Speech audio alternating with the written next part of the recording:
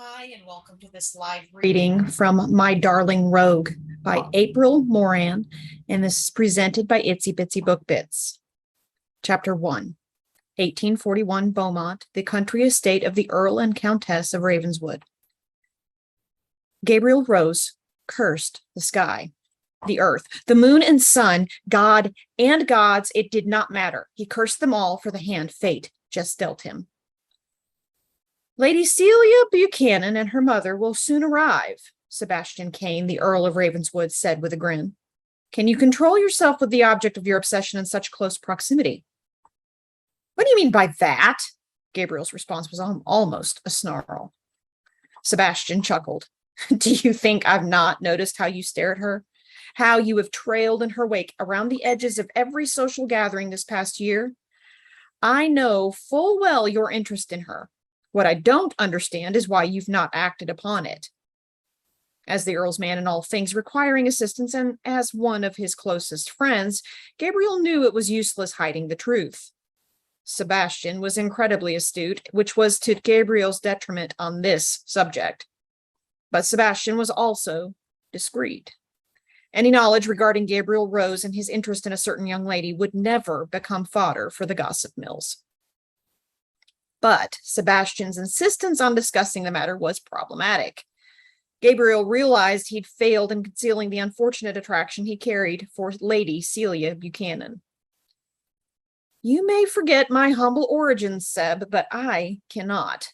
Any interest I have in Lady Celia, or any lady for that matter, must remain unspoken. Her father would never allow it, and I dare say her brother would muster an attempt on my life because of it. Nonsense. Tristan Buchanan is far too enamored with his new wife to pay heed to his sister's activities or her admirers. This is your chance, my friend. Do something about your Lady Celia, something other than lurking in the corners and admiring her from afar. Gabriel tamped down his rising irritation. This was a conversation he never envisioned having with Sebastian, but little dissuaded the Earl when his mind was set on something he deemed important. I know women seek your company, Sebastian pointed out, from all social standings. Perhaps, but this particular one would not welcome the attention of a bastard. You know this. Gabriel crossed one leg over the other as he settled back in the leather-tufted chair. In one hand, he held a glass containing a splash of Ravenwood's finest brandy. Oh, stop acting as though you carry the plague. You know as well as I that the matter of your birth does not hold the same weight as it might have in the past. There are plenty of bastards in society. Some even wind up with pretty wives, if not wealthy ones. Sebastian held his glass up and toasted Gabriel. Catch Lady Celia, and you'll have secured two in one. Those bastards are at least acknowledged by their fathers, Gabriel shot back. Mine provided an education in the most basic of care when I was a lad, but that was the extent of his willingness to claim me as his son. Sebastian regarded Gabriel with a piercing scrutiny. While true, your father is unknown, the fact he was a nobleman counts for something. You've far more standing than you realize. And if you are indeed interested in Lady Celia, you should pursue her before she's wrangled into marriage with someone unworthy. I am the someone unworthy, Sebastian. Gabriel took a sip of the brandy, savoring its rich flavor. Your persistence in elevating me beyond my station is a noble endeavor. Useless, but noble. And you know I've no wish to wed. I can only hope you will not pursue the matter. Or, God forbid, set Lady Ravenswood to the task. Sebastian laughed at that somber declaration. Ivy will be heartbroken. After all, her ladyship is an excellent matchmaker. Gabriel, you will not lurk in the shadows during this event.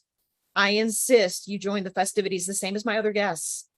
And instead of pining after Lady Celia with moonstruck eyes, you will press her suit as the other gentlemen most assuredly will.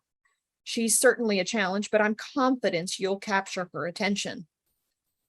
Gabriel considered the Earl. He was a most stubborn man, annoyingly so, and also his closest friend. After Sebastian saved his life, they'd become family. Gabriel was devoted both to him and Ivy, the Countess of Ravenswood. He'd sworn he would serve them for as long as he was needed.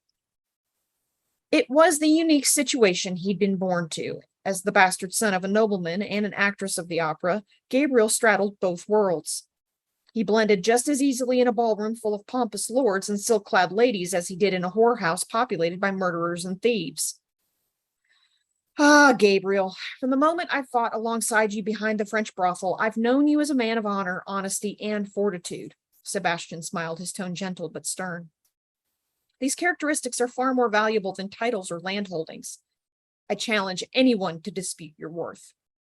He sighed heavily. I feel our friendship holds you hostage. The vow you made has held you here longer than I ever expected. You should not spend a lifetime tied to me. It's time you sought a wife. Time you put aside your oath and find the happiness within your own home. Find contentment with a family you may call yours. Everyone deserves that.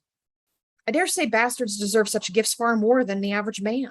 And if Lady Celia is not the woman you see spending a lifetime with, then you must find someone who does make you happy. Gabriel found it difficult admitting Celia Buchanan was precisely the woman he wished to claim for his own. If only she wasn't so far out of his reach. You are quite mad, my friend, Gabriel sighed. Does Lady Ravenswood realize how mad her husband truly is? Of course she does. Who else would demand I speak with you on this subject? Sebastian replied cheerfully. She and I share the same affliction, apparently, because she first pointed out how your eyes never stray far from Lady Celia. And that the lady's gaze seeks you out as well when she believes no one watches. And now that, I know, is a lie, Gabriel laughed heartily. The lady in question has no interest in me. True, I've aided her a few times in past months, but we've hardly said two words to one another. She views me as little more than a servant, perhaps even less. Although he laughed at the possibility of Celia Buchanan ever accepting him as a suitor, Gabriel admitted the idea filled him with a longing he could not ignore. He'd give his soul to have all obstacles of class and background erased between them. To be seen as an equal, one fit to pursue the lady he desired, accepted, based on his character and deeds. Who knows what will occur? Sebastian shrugged. Give it a chance and see where it goes, my friend. I vow the lady will not resist if you exert even a tiny bit of the charm you possess. You truly are mad as a hatter, Ravenswood. Sebastian only grinned. You may be right, but I'm also rarely wrong. Now drink up and gather your courage, for when the lady arrives, you will find yourself quite busy with the task of proving yourself worthy. Celia trailed behind her mother as they stepped into the grand barrel-vaulted foyer of the Beaumont, the Ravenswood ancestral home. Oh, there you are at last! The Countess of Ravenswood swept forward, embracing Lady Darby and Celia in turn. I do hope your journey was a pleasant one.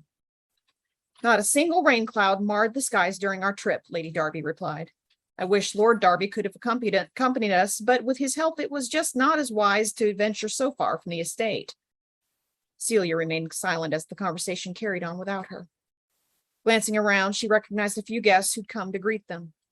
She smiled at Lady Sarah Bentley, then stiffened when she saw the huge form of the man she'd studiously avoided over the past few months. Gabriel Rose shouldered his way through the small crowd and positioned himself in a doorway, leaning against the door jamb as if he owned it and the world. His eyes caught hers, and although she blushed at the scrutiny of his gaze, Celia did not look away. Instead, her chin lifted, and she glared back, her cheeks heating to a faint pink. The last time she'd seen this man, he'd none too gently rescued her from a precarious situation, marching her to safety in silence. The scowl on his face that night had suggested he found her slightly distasteful. It was a thoroughly humiliating experience, made more so by the fact she had required his help and then been grateful for it, only to have that gratitude snubbed when he unceremoniously left her outside Lady Sutter's ballroom. He stalked away without even so much as a glance over his shoulder. Ivy's turquoise eyes rounded with sympathy. Oh, my dear Lady Darby, I hope the Earl is not unwell. Lady Darby waved her hand. No need to fret. He's much better since our son's marriage. Longley and Violet send their gratitude for your attendance at the wedding. We are so happy for the couple. Violet is such a lovely girl. Celia, I heard you recently visited the new couple. How are they? Disgustingly happy and content with one another. Lady Darby frowned at her daughter's flippant reply, while Ivy laughed with delight. How wonderful for them. I know you were most relieved, seeing how close you and Violet are as friends. Much like yourself and the Earl, Lady Ravenswood, my dear brother and his new wife are perfect examples of a successful union. Celia sighed as if troubled with the heaviest burdens. I can only hope I am similarly blessed one day. But it appears one must wade through a veritable sea of frogs before finding a prince, and so far my luck has proved abysmal. Celia could see Gabriel Rose's reaction to her rash declaration. The man's lips twitched with something that might have been the beginnings of a grin. Hard, golden brown eyes assessed her, searching for a chink in her armor. Celia's jaw tilted higher. He could look, but he would not find one. She would not allow it. Celia, Lady Darby warned under her breath, it is most unseemly to refer to your suitors in such a manner. She flashed a helpless smile as Ivy choked back her own giggle. Excuse my daughter, Lady Ravenswood. You are friends, so I know you are accustomed to how she speaks her mind, even when it is not proper. Ivy leaned in, breaking off the connection between Celia and the impossibly arrogant Gabriel Rose. She hugged Celia tighter this time, her voice low with sympathy and understanding for the trials all young ladies endured in their search for a suitable husband. Perhaps you should adjust your hunting techniques, sweet friend, and look for a frog among princes.